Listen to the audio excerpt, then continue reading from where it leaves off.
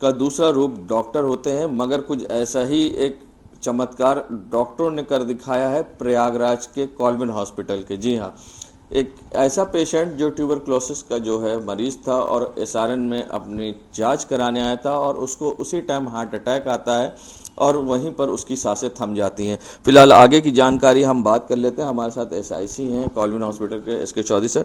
ये बताइए, उसकी जो सांसें चली गई थी 10 मिनट तक, ना सांसें थी, ना हार्ट था, ना पल्स थी, क्या हुआ उसके बाद? देखिए 14 तारीख को एक मरीज, जिस समय ओपीडी हमारी चल रही थी, एक मरीज जिसका नाम प्यारेलाल था, 70 वर्ष उसकी उम्र थी, पल्मोनरी कॉक्स का केस था।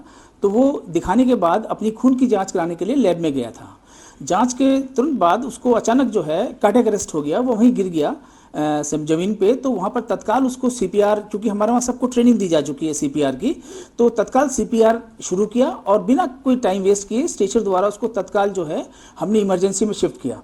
इमरजेंसी में हमारी पूरी टीम वहाँ मौजूद रहती है, जिसमें फार्मासिस्ट हैं, हमारे फिजिशियन के मिश्रा मौजूद थे, दो हमारी रेजिडेंट हैं वहाँ पर, एक doctor Mahima, doctor Ravi Prakash, doctor EMO Pandey, doctor Pandey, अन्य स्टाफ वहाँ पर मौजूद था। तो बिना कुछ टाइम वेस्ट किए, जब हम मरीज जो था उसको ना तो पल्स था ना हार्ट था उसका, और उसकी पिपिल्स बाइलेटर डायलेटेड थी, इन लोगों ने तुरंत सीपीआर शुरू किया। सीपीआर देते देते मरीज की सांसें नहीं लौटी तो उसका इंट्यूबेशन किया गया।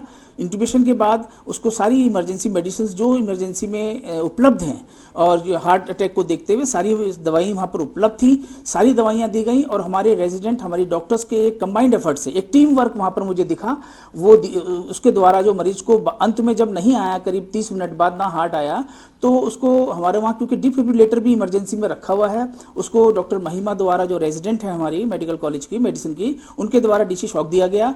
शॉक देने के उपरांत उसका हार्ट आया। फिर करीब 45 मिनट बाद कंटिन्यूस सीपीआर उसको दिया गया। और उसके बाद मैं बधाई देना चाहता हूँ अपनी पूरी टीम को, जिनकी वजह से जो है पूरा जो है पेशेंट की सांसें लौटी और फिर उसको हमने आगे के लिए रिफ़र किया गया उसको स्वरूप रानी हॉस्पिटल में। जो आपकी अभी स्टार्टिंग है मेडिकल में, जिस तरह से प्रैक्टिस है, उसमें इस तरह का जो आया आपके सामने केस, कैसा रहा अनुभव? ये अनुभव तो बहुत ही अच्छा था। और इस हॉस्पिटल में मेनली मतलब कि यहाँ पे सारी की सारी फैसिलिटीज़ अवेलेबल थी और उन सब का यूज़ हो पाया और उससे पेशेंट बेनिफिट किया कि पेशेंट ने, तो ये एक बहुत ही अच्छी बात है। और हमारी सारी टीम थी, हमारे सारे टीचर्स थे यहाँ पे, के मिश्रा सर थे जिन्होंने बहुत ही अच्छे से गाइड किया। कोई भी आता है तो बिना पर्चा बनाए अगर उसे वहाँ पर देखा जाता है और साथ ही ट्रीटमेंट दिया जाता है आप लोग के द्वारा, इंजेक्शन भी दिया जाता है, तो फिलहाल जो अनुभव रहा आपका कैसा था? अनुभव तो बहुत सक्सेसफुल रहा है, जिससे कि हमने उस इमरजेंसी में बहुत कुछ सीखा है। और सबसे बड़ी बात यह है कि जो जब ऐसे कोलैप्स पेशेंट आते हैं, इनको मैनेज कर पाना इतना आसान तो होता नहीं है, जिसमें डॉक्टर के मिश्रा सर का और एसआईसी सर का बहुत बड़ा रोल है कि वहाँ पे प्रेजेंट रहकर और हम लोगों के लिए एक हिम्मत, इतना जो हिम्मत बढ़ावा जो मिलता है वो सर की वजह से ही मिला। और इसकी वजह से, उनके हार ना मानने की वजह से हम लोगों में वो क्षमताएं रहीं कि हम लोग तब तक लगे रहे और उस पर एफर्ट डालते रहे। सबसे बड़ी बात होती है जो पूरा इसमें पूरी तरह से प्रैक्टिस की गई, इलाज किया गया, उसमें दवा का भी रोल होता है।